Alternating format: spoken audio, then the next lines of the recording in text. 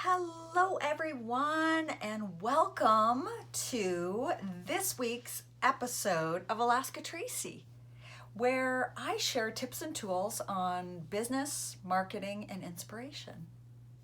And this week, I wanted to share some tips and tools on the week before Christmas and maybe how to stay a little bit focused. Before I clicked enter to go, I was worried about my desk because I'm also sharing this on my YouTube site as well as on my podcast, Alaska Tracy Podcast. And I like to have my desk all nice and neat and tidy for you to see, and makeup on and my hair done. And the reality is, every day is not like that.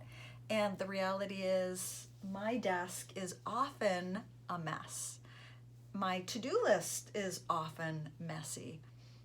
I am often scattered, and sometimes my hair is gray right there in the center. And you know what? That's part of life.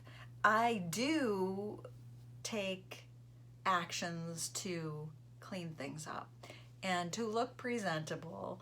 And today is just one of those Mondays where it is the Monday before Christmas. And I have a women's vision mapping meditation retreat coming up the second week of January. I still have 3 seats available. So I am looking for women in Alaska or outside Alaska that would like to travel for a weekend filled with camaraderie, completing your vision map, and a women's self-defense session, as well as delicious food and an amazing bed and breakfast venue.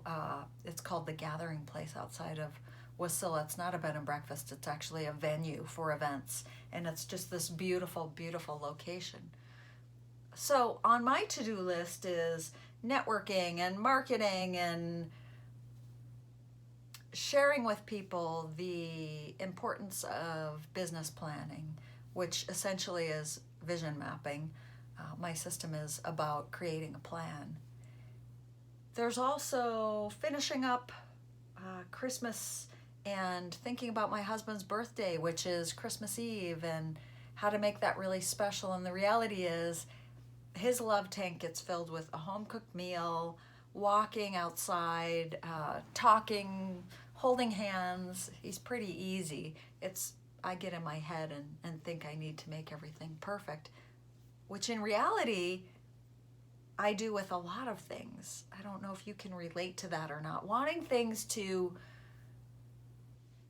be perfect in an imperfect world, in an imperfect human soul. So, how do you deal with the week before Christmas, with the holidays, with letting go of being perfect? The tools that I use, and every time I share with you the tools that I use in my life, I get reminded, and I've got a paper clip in my hair right now. It's kind of funny. Because for me, I know if I get up to go into the bathroom and make my hair look presentable, the next thing I know, I'll be doing laundry or cleaning, or because my office is inside our home. So I thought I would just sit still here and put a paper clip in my hair and do this podcast YouTube video and maybe be a little bit focused for just 20 minutes. And every time, as I was saying, every time I share tips and tools that I use, I get reminded of where I'm at and if I'm actually using those tips and tools in my own life. And sometimes I'm not, and that's the reality. We were just in Maui last week, and I was a little concerned because we had that huge earthquake here in Anchorage, Alaska, and we've had almost 5,000 aftershocks, and they'll probably go on for, the reality is, about a year.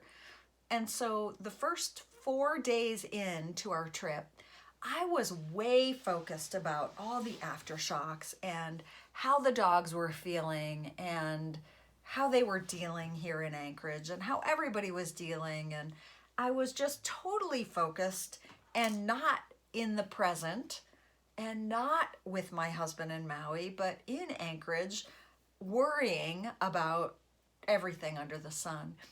And it was about day 4 when I was on that website for earthquakes. I was reading on Facebook. I was focusing on the earthquakes. And my husband looked at me, and I was already creating a plan of how I could move to Maui and get the dogs moved over there and sell our house. And my head was just chattering up a storm, negativity and fear.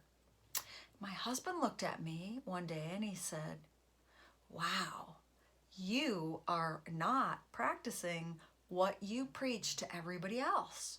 You are way over the top focusing on this earthquake and the aftershocks, and so it's intensifying." It was sort of a slap in the face and reminded me of, oh yeah, which I knew. I was focusing on the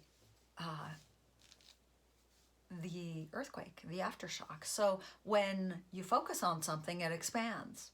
Like when you're buying a new car and you're focusing on it, and then all of a sudden you look around and it looks like everybody and their brother is driving that red Ford Explorer that you are looking to buy and doing the research on. What we focus on expands all the time. So right then and there, I made a decision that I was going to quit focusing on Facebook and the aftershocks and the earthquake site and Twitter and the aftershocks, that I was going to turn my attention to being in Maui with my husband and the waves and the sun and the sand and the people and our friends there and the good food. And so I practiced. Did I do it perfectly? No. I practiced. And my focus has changed. Since we've been back, I felt a few of the aftershocks. One yesterday was pretty strong. And I created a plan when I was in Maui of what I was going to do to sort of smack myself in the face and snap out of it. And we live with a rescued German Shepherd who is so in tune to how I'm feeling. And the trainer has told me that I've got to calm down. For an A-type personality like myself, I don't know if you can relate either, it's often hard to snap out of it and to calm down. So my plan with the aftershock was to do a prayer when it happens and then put on my gear and go outside and play in the snow. So Chansey, our puppy, and I were home alone yesterday when the aftershock happened, and I had just gotten all the trees on the Christmas tree, and so I could hear jingling, jingle, jingle, like my earrings, jingle, jingle, jingle. And for about 45 minutes prior, Chansey was looking up at the sky, at the roof, at the ceiling. She was very antsy. And then the house started moving, and so I was downstairs in the kitchen, and the plan was to go to the spare room. I was going to crawl in the kennel with her if, in fact, it was a big earthquake, because I would fit in her kennel with her. But I kind of knew it wasn't going to, it was just a light shaking, and things were jingling. So we stood under the doorway. I got on my knees, I said a prayer, and I pet her very soothingly. Even though inside I was terrified, I practiced doing the opposite of how I was feeling.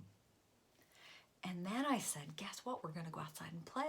We're going to go play. We're going to go play. And so I grabbed my gear and outside we went. And it seemed to be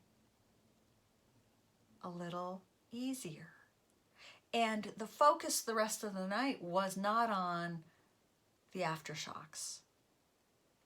So in business and in life, we can do the same thing. We can change our focus and start focusing on the positive. We can focus on our to-do list, doing 3 things on our to-do list, not 10 things. 3 things on our to-do list. We can practice listening to our intuitive voice. for me, I've always had an intuitive voice, a voice deep inside that has told me or showed me which way to go. Have I always done what that intuitive voice is telling me? No. When I practice prayer and meditation, the intuitive voice gets louder and clearer, and I'm able to practice the pause. When I'm practicing meditation and when I'm practicing prayer, I'm able to pause. Instead of going into reactive mode, when something happens, something doesn't go my way, and I immediately, that fight or flight kicks in, the practice of prayer and meditation helps me to pause, to think about a reaction. And it wouldn't seem possible that during an earthquake I would be able to practice the pause. However, it's true. During any situation, we can pause before we react. So if we're focusing on prayer and meditation and focusing on the good, looking for the good, seeing the good, we can change our whole mindset. So this big, huge mess in front of me and all the things that I think I need to get done, some of them will get done and some of them won't get done. Some of them really don't need to ever get done. A lot of them do. I can do one thing at a time. I can do the opposite of how I feel, because oftentimes how I feel is just in my head. It's not the truth. Oftentimes our brains lie to us. They tell us things that aren't true. So if we tap into meditation, and it can be pretty simple. I did a podcast on meditation, I did a guided meditation, and I can put the link on the show notes for you to visit the podcast. If you don't meditate, it's a simple 3-minute meditation. Meditation may be overwhelming for a lot of you. It's still overwhelming for me, and I've been practicing it for 20 years. We can keep it very simple and go back to a simple 3-minute, 6-minute meditation, and we can use a guided meditation, or we can simply read something inspirational and then go ahead and pause and just sit calmly and quietly with an intention in our mind and watch our thoughts. So those are some tools and tips that work for me to get through stressful times. We, in Anchorage, Alaska right now, we're at the darkest time.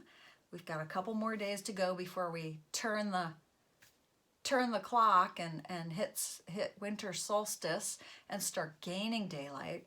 So we're in a very dark, short window. It's very hard for me to get out of bed in the morning because it's so dark. The snow helps so much. It's just bright and beautiful. It's also a great time to take care of ourselves and to eat right and to drink a lot of water and just let go of judgment of ourselves. When I can tell my barometer of judgment, when I'm judging other people, my barometer of judging myself is usually pretty proportional, meaning I'm usually judging myself a lot when I'm pointing out imperfections of others or judging others in my head. So if we can lighten up on ourselves this time of year and be a little less judgmental of ourselves, it will help as well. So those are a couple of my practices that I do and that I am upping the game on: prayer and meditation, getting outside, movement, eating a little bit better, less judgmental of myself. I hope those help you. I hope that you and your family, your loved ones, have a wonderful holiday season. and that you are able to see the goodness in the world, the goodness of others, and that you know that you're perfectly perfect just as you are, and you're right where you need to be right now. If you would like to up the ante in 2019 and create a vision map, which is a sexy word for a plan for your life, for your business, I do retreats. I do specifically vision mapping retreats for women. And then I do mentoring, one-on-one or team mentoring, where I actually go into your office or we do a Zoom call and we create a vision map. And it's simply a guided map for your 12 months ahead to lead you to your goals.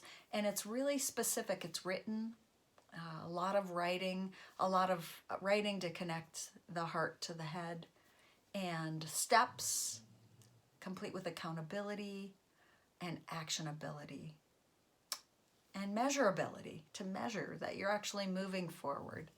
So if you would like to do that, you can email me, Alaska, spelled out Tracy, Tracy, at alaskatracy.com, or pop a message below. I'd be happy to talk to you, see if it's right for you. So thank you very much. Happy holidays, and thank you for listening. Please also comment below what your tools are that help you get through the holidays and any stressful time. Thanks so much. Bye.